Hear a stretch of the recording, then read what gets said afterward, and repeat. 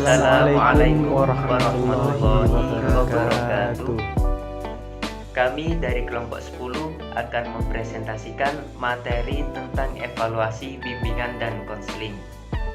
Sebelum kami mempresentasikan materi, perkenalkan, nama saya Harun Ma'arif Teguh Saputra sebagai moderator dan pemateri pertama, dan teman saya. Perkenalkan, nama saya Andre Kosaputra sebagai pemateri 2, dan teman saya. Perkenalkan, nama saya Imam Arif Munandar Al-Hariri sebagai pemateri ketiga.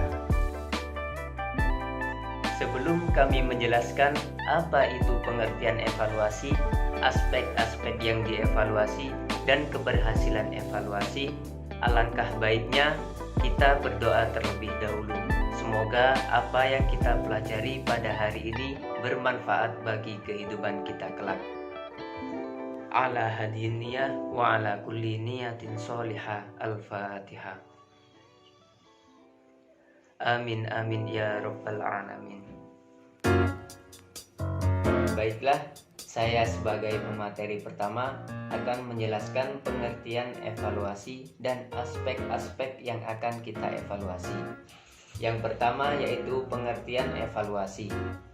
Evaluasi merupakan langkah yang sangat penting dalam manajemen program bimbingan, karena tanpa adanya evaluasi, kita tidak mungkin dapat mengetahui dan mengidentifikasi keberhasilan pelaksanaan program bimbingan yang telah direncanakan. Evaluasi program bimbingan merupakan usaha untuk menilai sejauh mana program itu mencapai tujuan yang telah ditetapkan. Dengan kata lain, bahwa keberhasilan program dalam pencapaian tujuan merupakan suatu kondisi yang hendak dilihat melalui kegiatan evaluasi.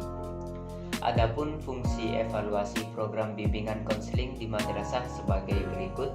Yang pertama, yaitu memberikan umpan balik atau feedback kepada guru pembimbing atau konselor untuk memperbaiki atau mengembangkan program bimbingan dan konseling. Yang kedua, yaitu memberikan informasi kepada pihak pimpinan sekolah, guru mata pelajaran, dan orang tua siswa terkait perkembangan sikap dan perilaku siswa di sekolah maupun di masyarakat. Yang kedua, yaitu aspek yang dievaluasi pada program bimbingan dan konseling. Berikut aspek yang dinilai saat proses evaluasi antara lain. Yang pertama, yaitu kesesuaian antara program dan pelaksanaan. Yang kedua, keterlaksanaan program. Dan yang ketiga, hambatan-hambatan yang dijumpai. Yang keempat, dampak layanan bimbingan terhadap kegiatan belajar mengajar. Yang kelima, respon siswa, guru-guru, orang tua, dan masyarakat terhadap layanan bimbingan.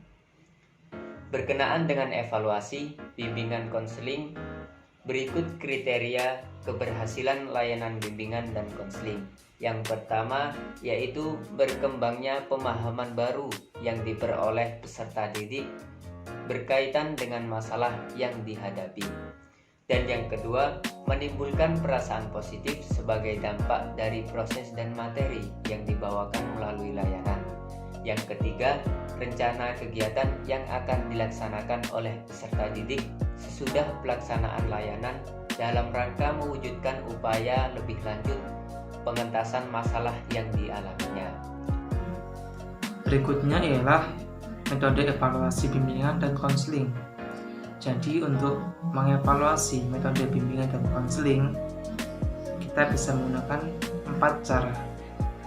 Yang pertama ialah dengan metode survei, yang kedua dengan metode observasi, yang ketiga dengan metode studi kasus, yang keempat dengan metode eksperimental. Yang pertama yaitu metode survei. Metode ini biasanya menggunakan angket tertulis maupun angket lisan. Nah, fungsinya untuk mengumpulkan data tentang pengelolaan program bimbingan, sikap, terus pandangan tenaga kependidikan, ataupun staf di sekolahan tersebut. Yang kedua yaitu metode observasi. Biasanya metode ini menggunakan daftar observasi. Biasanya juga digunakan untuk evaluasi informal ataupun mengevaluasi sebuah produk. Yang ketiga ialah metode studi kasus. Nah, studi kasus ini mengumpulkan data yaitu berupa aspek-aspek yang akan dipelajari oleh si objek tersebut, bisa siswa maupun yang lainnya. Dan yang keempat ialah metode eksperimental. Metode ini menggunakan daftar data yang memungkinkan perbandingan antara kelompok eksperimental dan kelompok kontrol. Dari metode tersebut, kita mempunyai 3 cara alternatif.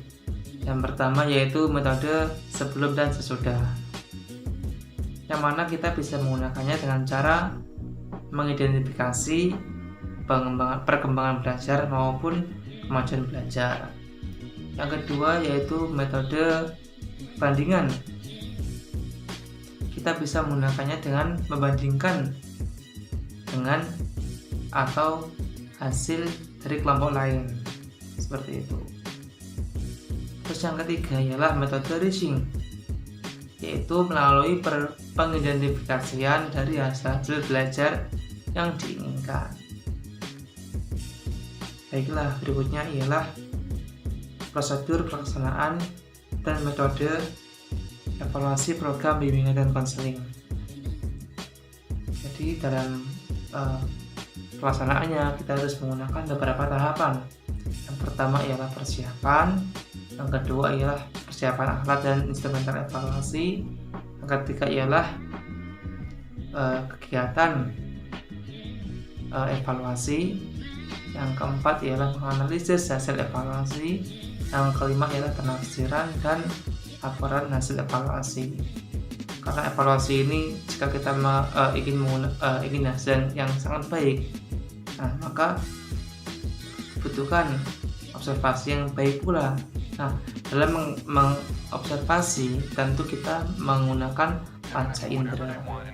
Maka seorang evaluator harus mempunyai panca indera yang baik dan pandangan yang cukup baik. Baiklah, kita sudah sampai pada materi selanjutnya, yakni tentang langkah-langkah evaluasi. Dalam melaksanakan program evaluasi, maka ditempuh langkah-langkah sebagai berikut. Yang pertama, merumuskan masalah atau beberapa pertanyaan. Karena tujuan evaluasi adalah untuk memperoleh data yang diperlukan untuk mengambil keputusan. Maka konselor perlu mempersiapkan pertanyaan-pertanyaan yang terkait dengan hal-hal yang akan dievaluasi. Kemudian yang kedua, mengembangkan atau menyusun instrumen pengumpul data. Untuk memperoleh data yang diperlukan, yaitu mengenai tingkat keterlaksanaan dan ketercapaian program, maka konselor perlu menyusun instrumen yang relevan dengan kedua aspek tersebut. Instrumen itu diantaranya yakni inventory, angket, pedoman wawancara, pedoman observasi, dan studi dokumentasi. Kemudian yang ketiga adalah mengumpulkan dan menganalisis data. Setelah data diperoleh, maka data itu dianalisis, yaitu menelaah tentang program apa saja yang telah dan belum dilaksanakan, serta tujuan mana saja yang telah dan belum tercapai. Kemudian yang keempat, yakni melakukan tindak lanjut atau kita kenal sebagai follow up. Nah, itu berdasarkan temuan yang diperoleh, maka dapat dilakukan kegiatan tindak lanjut. Kegiatan ini dapat meliputi dua kegiatan, yaitu A. Memperbaiki hal-hal yang dipandang lemah, kurang tepat, atau kurang relevan dengan tujuan yang ingin dicapai. Dan B. Mengembangkan program dengan cara merubah atau menambah beberapa hal yang dipandang dapat meningkatkan kualitas atau efektivitas program. Sumber informasi untuk keperluan penilaian ini antara lain berasal dari siswa, kepala sekolah, para wali kelas, guru mata pelajaran, orang tua, tokoh masyarakat, para pejabat di Departemen Pendidikan dan Kebudayaan, organisasi profesi bimbingan, sekolah lanjutan, dan lain sebagainya. Penilaian dilakukan dengan menggunakan berbagai cara dan alat seperti wawancara, observasi, studi dokumentasi, angket, tes, analisis hasil kerja siswa, dan sebagainya.